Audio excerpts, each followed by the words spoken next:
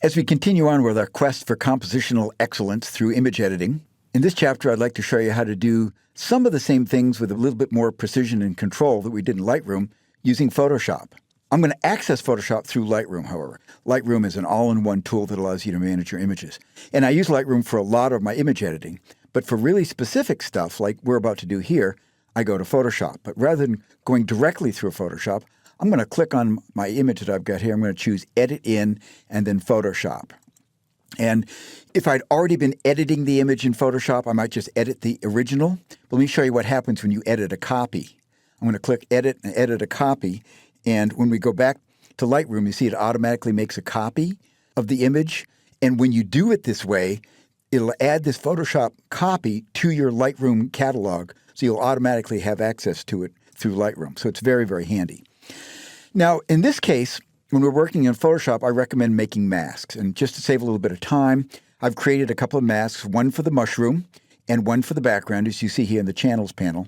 And we're just going to load those in. I'm going to go Command-Option-7 to load the mask into the image from the Channels panel. And then once I load the mask, I'm going to come over here and choose Curves adjustment layers, because this is the tool that gives you the most control over your tonal distribution. And the beauty of doing this is couple-fold. Is first of all, when you make a selection first and then create an adjustment layer, it automatically creates a layer mask, which will then apply any adjustments that you make to the curve just to that area of the image. So in this case, if I take the middle of my curve and I pull it down like this, notice how it's darkening my image. All right? And you can darken it as much as you want. I say be cautious with how much you're doing it because it's really easy to make things look unnatural. But we do want to darken the background and lighten the foreground to improve the overall separation of this image. So I'm just going to pull it down to the middle just to darken that background. Okay, then I'll go back to my background image and I'm going to load the mushroom. Command-Option-6 to load the mushroom. And again, I'm going to make a curved adjustment layer. And by the way, I like to label these. That way, later on, whenever I come back to this, it doesn't take me a half an hour to figure out what the heck I've done with what tool. All right.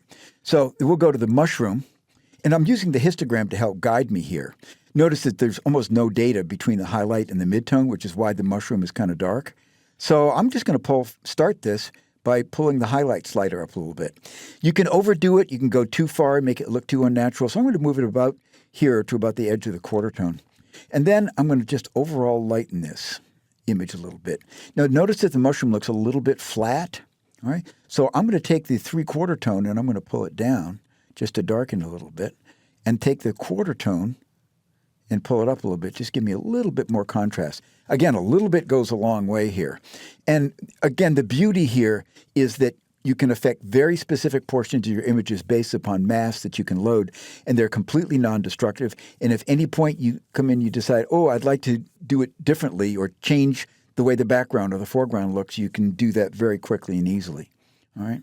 So after I've finished creating my adjustment layers, one of the things I like to do is select my adjustment layers and then come up to the Layers panel, the menu here, and choose New Group from Layers and call this the Adjustments layers. Put all those in one little layer group, aka folder, in our Layers panel.